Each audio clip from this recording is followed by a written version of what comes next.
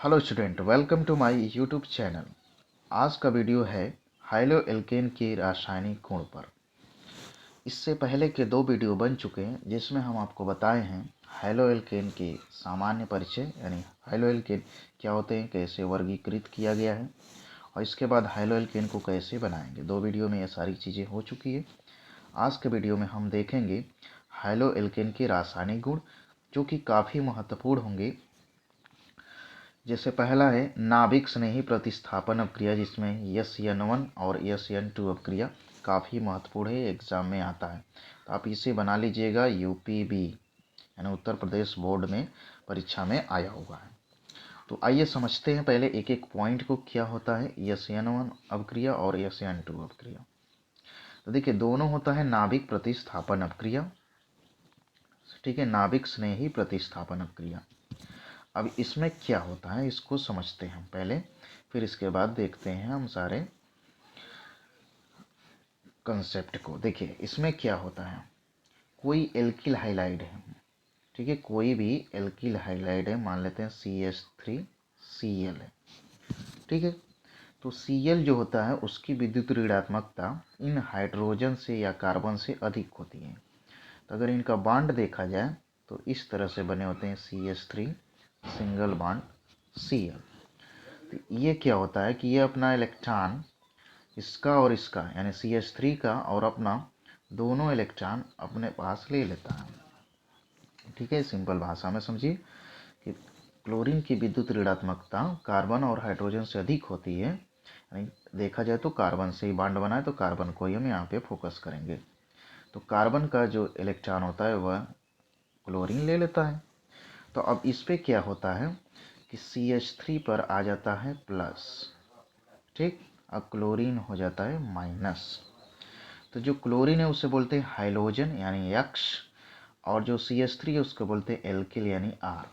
तो R हो जाता है प्लस और X हो जाता है माइनस, ठीक है। अब थोड़ा पढ़ते हैं इसको क्या होता है। सबसे पहले SN1 अपक्रिया। देखिए यह द्विपदी अवक्रिया है जिसके प्रथम पद, ठीक है, में X निकल जाता है। प्रथम पद में क्या होगा, X निकल जाता है तथा मध्यवर्ती R प्लस प्राप्त होता है, ठीक है। द्वितीय पद में नाभिक स्नेही पर यानी R पर, ठीक है, आक्रमण करके उत्पाद बनाता है, ठीक है। अब इसका मतलब आपको समझना है। देखिए इसको हम थोड़ा सा इरेज कर देते हैं, एक मिनट, चलिए यहाँ से इसको इरेज करते हैं, सही रहेगा। चलिए अब इसको समझिए। देखो ये हो गया आपका एल्किल हाइलाइट, CH3 नहीं लेते हैं, RX ले लेते हैं, अच्छा रहेगा। देखिए RX, ठीक है। अब ये क्या हुआ, पहले पद में क्या होगा कि X निकल जाएगा, माइनस करते हैं, X निकल जाएगा कैसे, धन आयन बना के, तो धन कर रहा हूँ, ऋण आयन बना के, तो R प्लस बचेगा, ठीक। जब X निकल जाएगा तो R प्लस बनेगा। अब जब ये R प्लस बना तो इस पर कोई भी नाभिक स्नेही, ठीक है, नाभिक स्नेही आके इस पे आक्रमण करके यौगिक बना लेगा RNU, ठीक है। अब इसको एग्जाम्पल से समझते हैं। जैसे देखिए हमने लिया CH3Br, मान लीजिए ले लिया, ठीक है। तो पहले क्या होगा, पहले स्टेप में Br जो माइनस है वो तो निकल जाएगा, बचेगा क्या, CH3 प्लस। अब इसमें कोई नाभिक से नहीं आएगा, जैसे CH3 प्लस में कोई नाभिक से नहीं, नाभिक से नहीं क्या होते हैं, जो OH माइनस वाले होते हैं, ऋणात्मक वाले, वह आके जुड़ेगा तो बनाएगा CH3OH। तो पहले पॉइंट का मतलब यही है, ठीक है। ये यहाँ से देखते हैं कि यह द्विपदीय अवक्रिया है जिसके प्रथम पद में X निकल जाता है तथा मध्यवर्ती R प्राप्त होता है। द्वितीय पद में नाभिक स्नेही R पर आक्रमण करके उत्पाद बनाता है, ठीक है। दूसरा चीज, इसमें उत्पादन का यानी उत्पाद का विन्यास आधार अणु के समान भी हो सकता है तथा विपरीत भी हो सकता है, क्योंकि कार्बन आयन, यहाँ पर आयन रहेगा, आयन पर नाभिक स्नेही का आक्रमण दोनों ओर से हो सकता है।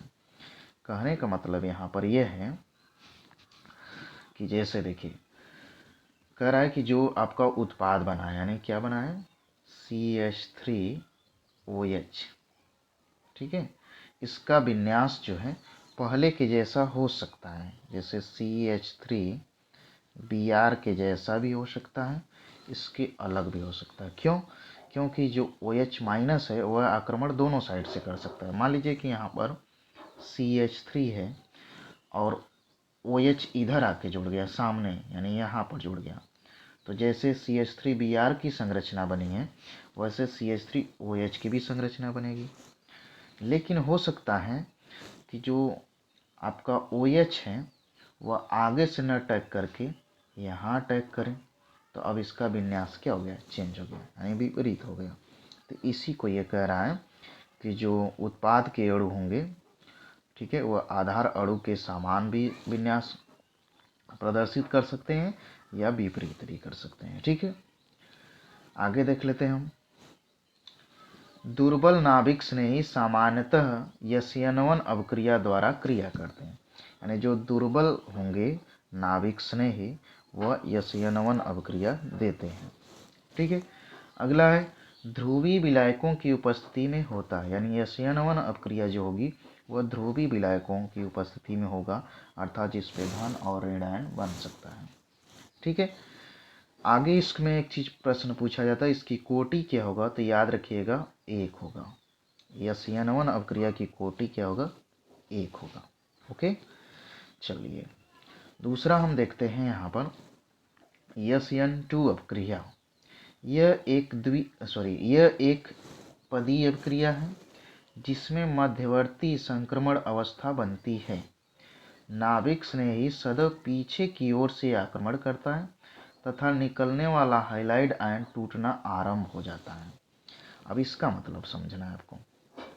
देखिए पहले तो क्या था, पहले वाले में कि टूट गया, ठीक, जुड़ गया, लेकिन अब इसमें क्या होगा, जैसे देखिए आर है, आर को ही ले लेते हैं हम, थोड़ा शार्ट पड़ेगा, आर है और यक्स है, ठीक, तो अब क्या होगा, इसमें आर जो होगा धीरे धीरे धीरे धीरे दूर जाएगा और OH जो है माइनस, ठीक है, यानी नाभिक स्नेही जो है धीरे धीरे आर के पास आएंगे। पहले क्या था कि RX अलग हो गया, फिर आर पे आक्रमण करता था OH, लेकिन जैसे ही इसमें धीरे धीरे यक्स दूर जाएगा OH माइनस इसके आर के पास आएगा, यही कहने का मतलब है। ठीक है, दूसरा पॉइंट है, इसमें उत्पाद अणु का विन्यास आधार अणु से सदैव विपरीत होता है। ठीक है, इसे वाल्डन प्रतिलोम कहते हैं।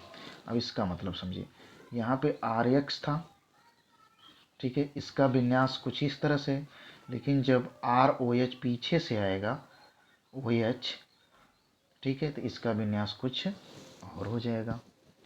आगे देख लेते हैं, प्रबल नाभिक स्नेही यस्यन2 क्रिया विधि द्वारा क्रिया करके अधिक प्रवृत्ति रखते हैं, यानी कहने का मतलब यहाँ पे है कि प्रबल जो नाभिक स्नेही होंगे वह यस्यन1 अवक्रिया देते हैं। यह अवक्रिया अध्रुवीय विलायकों की उपस्थिति में होता है।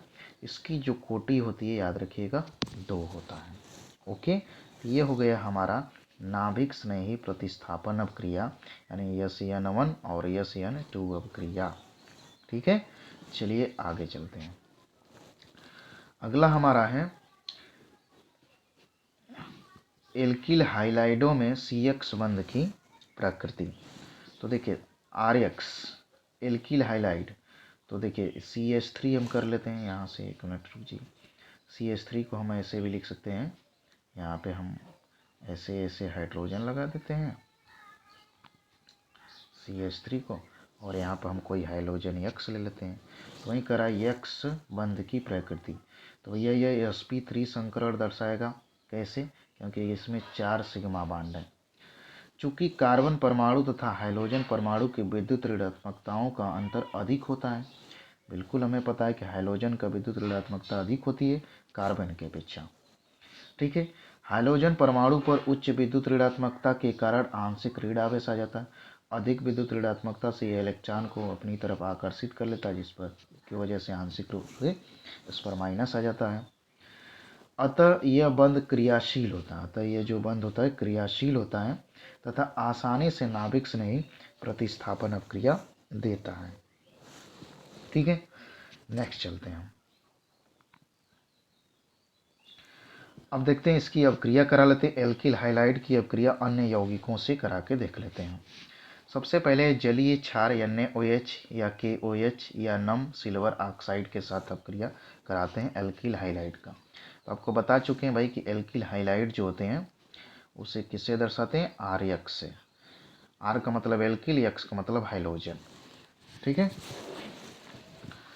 चलिए तो यहाँ पे देखिए RX स्ट्रक्चर आपको याद रखना है मेन। आप इससे यौगिक बना सकते हैं, आराम से अभिक्रिया करा सकते हैं। RX मतलब R की जगह पे कुछ भी आप ले सकते हैं, जैसे CH3 ले लीजिए, X की जगह पर Cl ले सकते हैं हाइड्रोजन, NaOH तो रहेगा ही। ठीक है, अब इससे यौगिक बनाना हो तो क्या बनेगा, ROH यानी CH3OH बन जाएगा। ठीक, और NaX तो NaX की जगह पे आपने क्लोरीन लिया है तो Cl आ जाएगा। ओके, तो ये हो गया आपका अभिक्रिया। तो इसे आप स्ट्रक्चर याद रखिए। आगे देख लेते हैं हम। देखिए यहाँ 2C2H5Cl Ag2O है, इसमें पूरा अभिक्रिया दिया ही गया है तो इसमें कुछ करना नहीं है। तो आप इस अभिक्रिया को ऐसे याद रखिए कि एथिल क्लोराइड है, ठीक है, नम सिल्वर ऑक्साइड से अभिक्रिया होगा तो एथिल एल्कोहल बनेगा और सिल्वर क्लोराइड का सफ़ेद अवक्षय प्राप्त होगा। नेक्स्ट रासायनिक अभिक्रिया है धातु एल्कोक्साइड के साथ अभिक्रिया, यानी कि एल्किल हाइलाइड की अभिक्रिया धातु एल्कोक्साइड से होगा तो क्या बनेगा, ईथर बनेगा और सोडियम हाइलाइड बन जाएगा। ठीक है, यानी धातु हाइलाइड, यहाँ पे कोई ज़रूरी नहीं कि आप सोडियम ही लीजिए, कुछ और भी ले सकते हैं। ठीक है, पोटेशियम भी ले सकते हैं। अब इस पर अगर एग्जांपल करें तो हम RX की जगह पे वहीं ले लीजिए CH3 ले लीजिए एल्किल की जगह, X की जगह पे आप ब्रोमीन यहाँ पे ले लीजिए। ठीक, प्लस Na लेना है तो Na ले लीजिए, O ले लीजिए, CH3 में सॉरी R की जगह पे फिर से CH3 ले लीजिए। जब अभिक्रिया कराएंगे तो क्या बनेगा, ROR यानी CH3OCH3 बनेगा। ठीक है, प्लस सोडियम लिए तो Na, X की जगह पर ब्रोमीन रखें तो Br लिख दीजिए, हो गया। ठीक है, तो आगे चलते हैं हम। एल्कोहलिक साइनाइडों के साथ अभिक्रिया, यानी जो RX है इसकी अभिक्रिया हमको किससे कराना है, एल्कोहलिक पोटेशियम साइनाइड से करा देना है। ठीक है, यहाँ पे एल्कोहलिक लिख सकते हैं। तब इससे कराएंगे तो RCN बनेगा प्लस KX बन जाएगा। ठीक है, RX प्लस KCN, तो R के साथ CN जुड़ गया और KX। अब यहाँ पे R की जगह पे कोई एल्किल ले लीजिएगा, X की जगह पे कोई हाइड्रोजन लेके बना सकते हैं। नेक्स्ट है एल्कोहल की उपस्थिति में अमोनिया से क्रिया, तो वही बात है RX है। ठीक है, एल्किल हाइलाइड की अभिक्रिया अमोनिया से यानी NH3 से करा दीजिए। किससे करा दीजिए, NH3 से करा दीजिए। तो क्या बनेगा, RNH2 बन जाएगा, RNH2 और क्या बन जाएगा, HX बन जाएगा। ठीक है, इस तरह से अभिक्रिया आपकी बन जाएगी। चलिए नेक्स्ट है आपका एल्कोहलिक पोटेशियम हाइड्रोजन सल्फाइड के साथ अभिक्रिया। तो देखिए RX यहाँ पर है, पोटेशियम हाइड्रोजन सल्फाइड है, तो क्या बनेगा, RSH बन जाएगा, KX बन जाएगा। तो उसी तरह R की जगह पे कोई भी एल्किल आप ले लीजिएगा पहले की तरह, X की जगह पे कोई हाइड्रोजन ले लीजिएगा। ओके, आगे चलते हैं। वसा अम्लों के सिल्वर लवणों से अभिक्रिया, तो वैसे ही फिर RX हमने लिख दिया है, आप यहाँ पे कोई भी एल्किल कोई भी हाइड्रोजन ले करके ये अभिक्रिया को कंप्लीट कर सकते हैं। ओके, चलिए तो ये एस्टर बना लेगा। नेक्स्ट है धातुओं के साथ अभिक्रिया। सबसे पहले मैग्नीशियम के साथ अभिक्रिया कराएंगे तो ग्रिग्नार्ड अभिकर्मक बनेगा। तो ले लीजिए कुछ भी, आप यहाँ पे C2H5 भी ले सकते हैं। ठीक है, आर के जगह पे, एक्स के जगह पे आप हाइड्रोजन में कुछ भी ले लीजिए, चाहे अब मान लीजिए यहाँ पे हम ले लेते हैं ब्रोमीन, और Mg तो रहेगा ही। अब जहाँ जो चीज़ें हैं वहाँ रख दीजिए।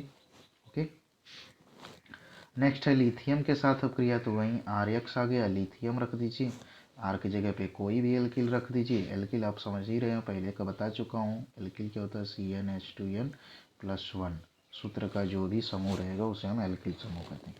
यक्स मतलब हाइड्रोजन आता है, हाइड्रोजन मतलब क्लोरीन, क्लोरीन, ब्रोमीन, आयोडीन, इनमें से कोई रख दीजिए। नेक्स्ट है आपका लेड सोडियम, यानी कि मिश्र धातु है। लेड और सोडियम का मिश्र धातु के साथ अपक्रिया कराएंगे, तो देख लीजिए यहाँ पे अपक्रिया है, एथिल ब्रोमाइड की अपक्रिया लेड और सोडियम के मिश्र धातु से हो रहा है। तो क्या बना रहा है, टेट्रा एथिल लेड बना रहा है, सोडियम ब्रोमाइड बना रहा है और लेड अलग हो जा रहा है। ठीक है, तो इस तरह से आपको याद रखना है। नेक्स्ट है जिंक के साथ अपक्रिया या फ्रैंकलैंड अपक्रिया, भी नाम से पूछा गया। नेमिंग रिएक्शन आपके लिए बहुत महत्वपूर्ण होगा। तो देखिए 2RX है, ZN है, तो RR बन जाएगा, ZNX2 बन जाएगा।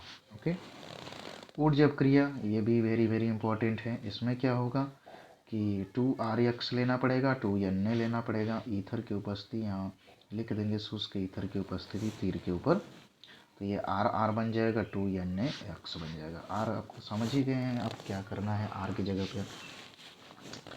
नेक्स्ट है अपचयन अपक्रिया। अपचयन में भी RX लेना है, 2H लेना है, तो RH बनेगा और HX बन जाएगा। R और X की जगह पे कुछ भी रख लीजिए। अब देख लेते हैं मुख्य हाइलो एल्केन। ठीक है, पहला हाइलो एल्केन है डाइक्लोरोमेथेन। ठीक है, इसका उपयोग वगैरह पूछता है, बनाने की विधि तो नहीं पूछता, लेकिन फिर भी यदि बनाने के लिए पूछे तो ये समीकरण याद रखिएगा। ये है आपका डाइक्लोरोमेथेन। तो यहाँ तक आप रुक सकते हैं। देखिए इसके बारे में थोड़ा सा पढ़ लेते हैं। यह एक जैम हाइलाइड है क्योंकि दोनों क्लोरीन परमाणु एक ही कार्बन से जुड़े रहते हैं। ठीक है, आगे यह रंगहीन वाष्पशील द्रव है जिसकी हल्की मीठी सी गंध होती है। यह विलायक के रूप में प्रयोग किया जाता है। ठीक है, तो जो डाइक्लोरोमेथेन होता है वह एक जैम हाइलाइड है। जैम हाइलाइड किसे कहते हैं, ऐसे हाइड्रोजन यानी दो हाइड्रोजन जो एक ही कार्बन परमाणु से जुड़े हों।